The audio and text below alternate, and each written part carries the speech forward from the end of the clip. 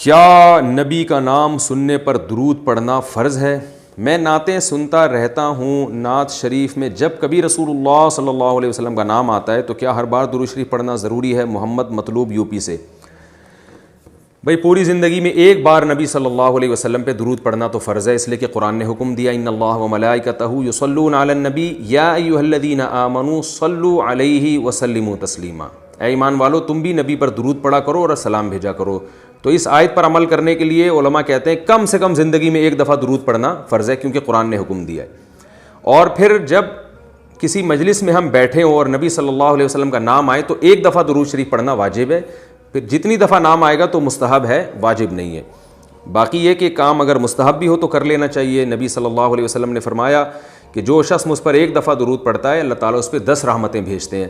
تو آپ اگرچہ ہر دفعہ درود واجب نہیں ہے، لیکن اگر ہر دفعہ درود پڑھ لیں گے 10 رحمتیں مل جائیں گی، تو میرا خیال ہے یہ اچھا سودا ہے۔ تھوڑا سا لفظ یعنی تھوڑی سی زبان کو ہلانے کی دیر ہے اور آپ 10 رحمتوں کے مستحق بن جائیں اور نبی صلی اللہ علیہ وسلم سے محبت کا اظہار بھی ہو جائے تو اور کیا چاہیے۔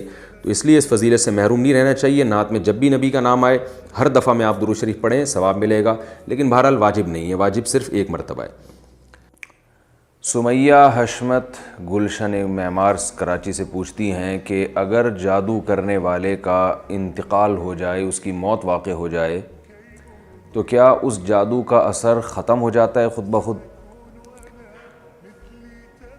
جناب یہ جادو کا اثر جو ہے وہ میرے علم میں کوئی ایسی بات نہیں ہے کہ جادو کرنے والے کا انتقال ہو جائے تو جادو کا اثر ختم ہو جاتا ہے۔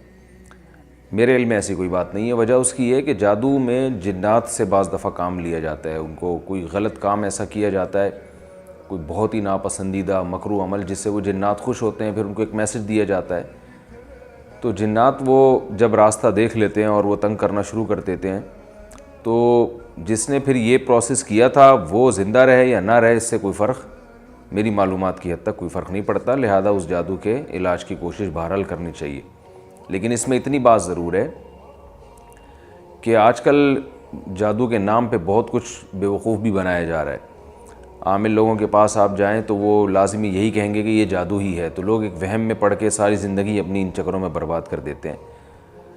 تو عاملوں کے پاس اس سلسلے میں نہیں جانا چاہیے۔ ہاں کوئی بھی روحانی علاج ہو، آیت الکرسی ہو، سورہ فلق ہو، سورہ ناس ہو، یا کوئی آدمی ایسا ہو جو فراڈی نہ ہو، کوئی یعنی 2 نمبر ہی نہ کرتا ہو، سادہ طریقے سے علاج کرتا ہو، یہ جو آج کل موکل اور ہمزاد اور فلاں فلاں اصطلاحات استعمال کر کے اور زیادہ پیچیدگیوں میں ڈال دیتے ہیں مریض کو، تو اس سے بات بننے کے بجائے اور زیادہ بگڑ جاتی ہے۔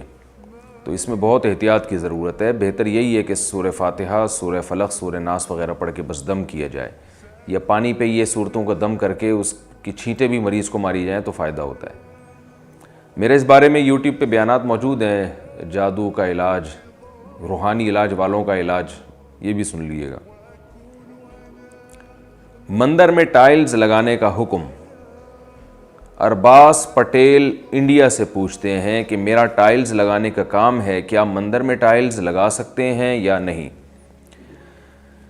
جناب کوئی بھی ایسا کام کرنا جس کا براہ راست گناہ سے تعلق نہ ہو تو وہ جائز ہے، تو مندر میں ٹائلز لگا بھی سکتے ہیں، کیونکہ مندر میں ٹائل لگانے سے جو ہے یہ براہ راست کوئی بت نہیں بنا رہے آپ، کسی بھی مکان میں ٹائل لگائی جا سکتی ہیں۔ پھر اس مکان کو کوئی اگر گناہ میں استعمال کرتا ہے تو یہ اس کا اپنا ہیڈیک ہے۔ جیسے آپ کوئی گھر بناتے ہیں اور اس گھر کو پھر کوئی ناچ گانے کے طور پہ استعمال کرنا شروع کر دے یا اس میں تہجد پڑھے تو یہ اس کا ہیڈیک ہے، تو آپ کو انشاءاللہ گناہ نہیں ہوگا، لیکن پھر بھی ایوائڈ کریں، اجتناب کریں تو یہ زیادہ بہتر ہے۔ تبلیغ میں ایک نماز کا ثواب 49 کروڑ۔ ثاقب عمران کرک سے پوچھتے ہیں تبلیغ والے حضرات جو یہ کہتے ہیں کہ اللہ کے راستے میں ایک نماز پڑھنے پر 49 کروڑ نمازوں کا ثواب ملتا ہے، یہ بات کس حد تک درست ہے؟ اس بارے میں کوئی بھی صحیح روایت موجود نہیں ہے، اور بہت بڑے بڑے علماء اس پر تنبیہ کر چکے ہیں کہ اس روایت کو بیان کرنے میں احتیاط کرنی چاہیے، اس کو نہیں بیان کرنا چاہیے۔ عمرہ افضل یا 4 مہینے؟ اگر کوئی عمرہ کرنے کا موقع آ رہا ہو اور ساتھ میں 4 مہینے لگانے کا بھی موقع ہو تو اس صورت میں عمرے پر جانا افضل ہوگا یا 4 مہینے پر جانا؟ طیب ممتاز کراچی سے۔ دیکھیے ہر شخص کے لحاظ سے فضیلت مختلف ہو جاتی ہے۔ نارملی تو عمرے کی فضیلت ہے کیونکہ عبادت مقصودہ ہے، اسلام کا ایک حکم ہے، استحبابی حکم ہی کیوں نہ ہو، کوئی واجب نہیں ہے، لیکن بہرحال اسلام نے ایک ترغیب دی ہے بیت اللہ کی زیارت کی جائے حج کے ذریعے، عمرے کے ذریعے۔ لیکن بعض لوگوں کے لیے 4 مہینے لگانا افضل ہوتا ہے، اس لیے کہ ان میں کچھ ایسے گناہ ہوتے ہیں کہ 4 مہینے جب وہ لگائیں گے، بار بار زبان سے یہ تذکرہ کریں گے کہ یہ دین ہمارے اندر آ جائے، سارے انسانوں کے اندر آ جائے، اور خود بھی لوگوں کی فکر کریں گے، تو ایک اس پروسیس سے جب انسان گزرتا ہے تو اس کی زندگی کے سارے گناہ چھوٹنے کا بہت زیادہ امید ہوتی ہے کہ گناہ اس کے چھوٹ جائیں گے، اور گناہوں سے بچنا آپ کو پتہ ہے کہ فرض ہے، عمرہ کرنا فرض نہیں ہے۔ تو ایسے آدمی کے لیے جس کی تربیت موقوف ہو 4 مہینے لگانے پر، اس کے لیے تو 4 مہینے لگانا افضل ہے، بلکہ بعض لوگوں کے لیے تو واجب بھی ہو جائے گا، جن کو جو ماحول سے یعنی ماحول کی وجہ سے گناہوں کی طرف جا چکے ہیں، اور ان کے لیے اب ماحول کو چینج کرنا ضروری ہے۔ بعض لوگ ایسے ہوتے ہیں کہ جب تک وہ ماحول ایک کنٹینیو ایک طویل عرصے تک چینج نہیں کرتے، دینداروں میں نہیں رہتے، وہ گناہ ان سے چھوٹتا ہی نہیں ہے۔ تو کوئی ایسا شخص ہو کہ جس کو غالب گمان ہو کہ میں 4 مہینے لگاؤں گا تو میرے گناہ چھوٹ جائیں گے، تو ایسے شخص پر تو 4 مہینے لگانا واجب ہے، کیونکہ گناہ سے بچنا ضروری ہے، تو وہ طریقہ جو گناہ سے روکنے والا ہو وہ بھی بہرحال ضروری ہے۔